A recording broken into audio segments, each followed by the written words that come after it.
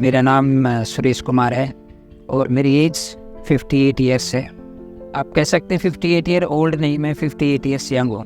मैं Indian navy से retired हूँ। मैंने 32 ईयर्स सर्विस करी थी और मैं ऑलरेडी सब लेफ्टिनेंट से रिटायर्ड। मैं भर्ती हुआ था करीबन 18 साल का। उससे पहले से मैं छोटा मोटा रनिंग करता था। सर्विस में रह के भी थोड़ा बहुत रनिंग करता था, लेकिन वहाँ लॉन्ग रन नहीं होता है। लेकिन मैं हमेशा सोचता था कि मैं एक लॉन्ग रनर बनूं। मैंने ये रनिंग जो शुरू की थी जब मैं 50 साल का रिटायर हुआ था, 2016 में मैंने ये रनिंग स्टार्ट की थी, जो कि हाफ मैराथन से शुरू करी थी पहले मैंने। और अभी मैं फुल मैराथन नहीं कर पाया हूँ, लेकिन मेरा लक्ष्य है कि मैं इसको पूरा करूँ, फुल मैराथन को।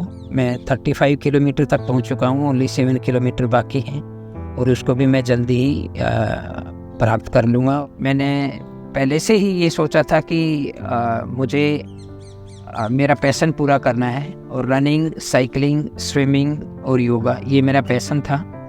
सर्विस में रहते हुए मुझे ज़्यादा समय नहीं मिलता था, क्योंकि आपको सुबह 4 बजे उठना पड़ता है और रात को 10 बजे सोना पड़ता है। स्टडी भी करनी पड़ती है, रनिंग भी करनी पड़ती है, भूखे भी रहना पड़ता है, प्यासा भी रहना पड़ता है। आर्मी, नेवी, एयरफोर्स की जो ट्रेनिंग होती है वो बहुत टफ है। तो जैसे ही मैं रिटायर हुआ तो मैंने अपना पैशन शुरू किया। सबसे पहले रिटायरमेंट होके पहला काम मैंने किया कि मैं मुंबई से और मेरे पैतृक गांव रानी फोगाट साइकिल से आया था, जो कि करीबन 1400 किलोमीटर है और मैंने 11 दिन में उसको पूरा किया था। मैं एक दिन छोड़ के एक दिन करीबन 25 से 30 किलोमीटर की रनिंग करता हूँ। बीच में जो भी समय है उसमें मैं साइकिलिंग या योगा करता हूँ। मैं अपनी सोसाइटी में सुबह करीबन 4 बजे उठ जाता हूँ और रनिंग शुरू करता हूँ। लोग मुझे देखते हैं कि ये सफ़ेद बालों वाला मतलब बूढ़ा आदमी इतना रनिंग करता है, तो कुछ लोग मेरे ऊपर हंसते हैं। लेकिन मैं हमेशा ये सोचता हूँ कि मुझे देख के कुछ यूथ लोग जो होंगे वो इंस्पायर होंगे, मोटिवेट होंगे और वो थोड़ा सा अपने हेल्थ के बारे में सोचेंगे। जब मैं सर्विस में था तो मेरी को चश्मा लग गया था और अभी रिटायरमेंट होने के बाद वो चश्मा ऑलमोस्ट हट गया है, क्योंकि मैंने वो योगा से और प्राणायाम से उसको ठीक किया है। तो बहुत ही इम्प्रूवमेंट है। रनिंग के बाद एक आदमी में जो कॉन्फिडेंस आता है रनिंग करने के बाद, और एक अलग फीलिंग आती है आदमी को, एक कॉन्फिडेंस लेवल बहुत हाई हो जाता है आदमी का जब वो रनिंग करके उसको फिनिश करता है। लोग भर्ती के लिए तैयारी कर रहे हैं, रेस मार रहे हैं, फिटनेस पे ध्यान दे रहे हैं, स्टेडियम मारा रहता था। आज के दिन आप देख रहे हैं बहुत ही कम लोग हैं ऐसे जो तैयारी कर रहे हैं, फौज की, आर्मी की, नेवी की।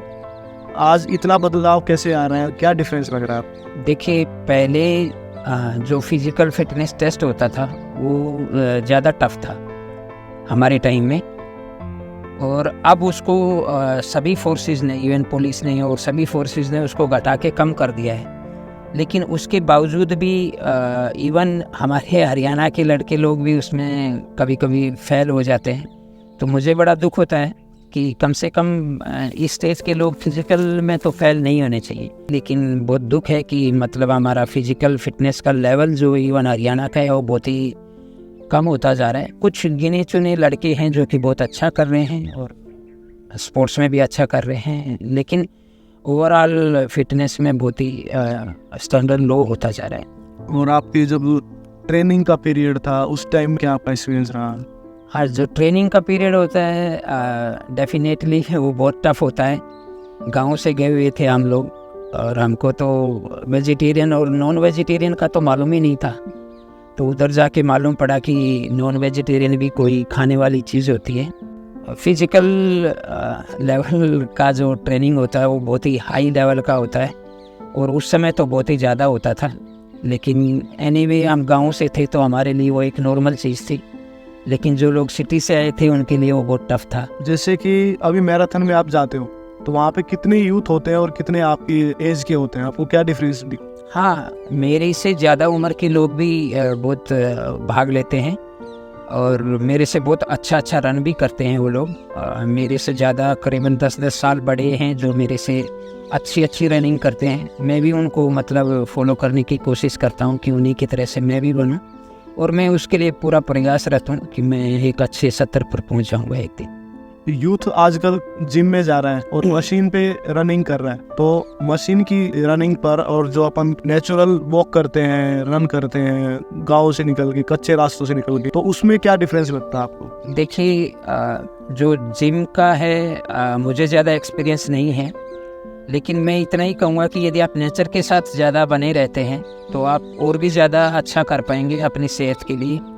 और मैं हमेशा ये कहता हूँ कि सुबह 4 से और 8 बजे का टाइम जो होता है वो गोल्डन आवर होता है। हमको घर से बाहर निकल के ये एक्टिविटी करनी चाहिए। मैं जिम के अगेंस्ट में नहीं हूँ, सबका अपना अपना एक लक्ष्य होता है कि उनको क्या करना है, लेकिन मेरे हिसाब से ग्राउंड एक्सरसाइज सबसे अच्छी है।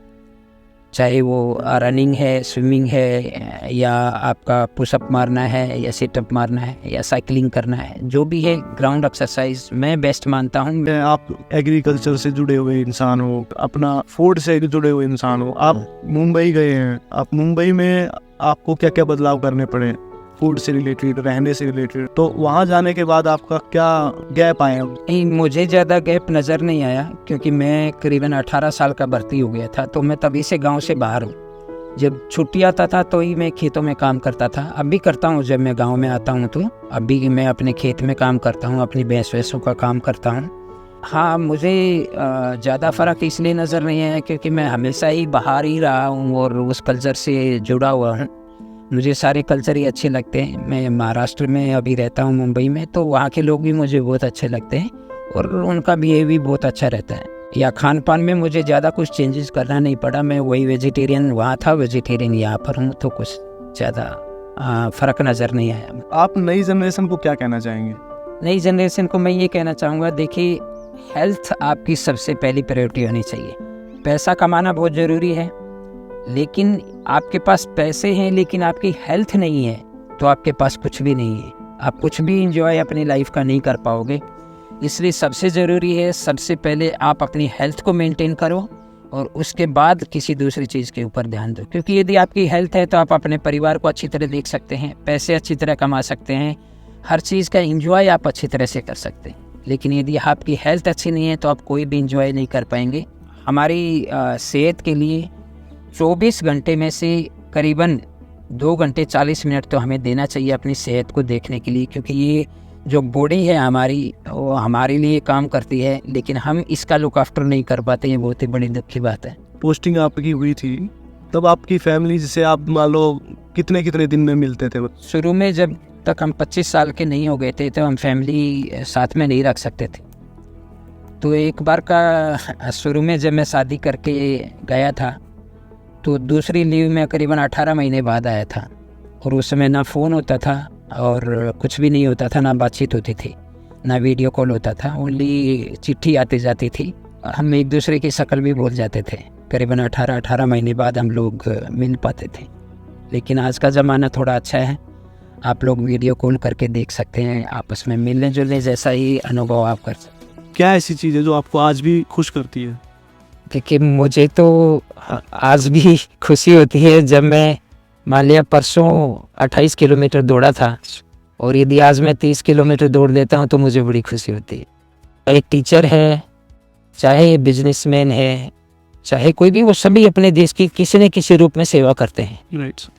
लेकिन आप एक डेडिकेटली यदि आप देश के लिए कुछ करना चाहते हैं ना, तो आप आर्म फोर्सेस में जाइए।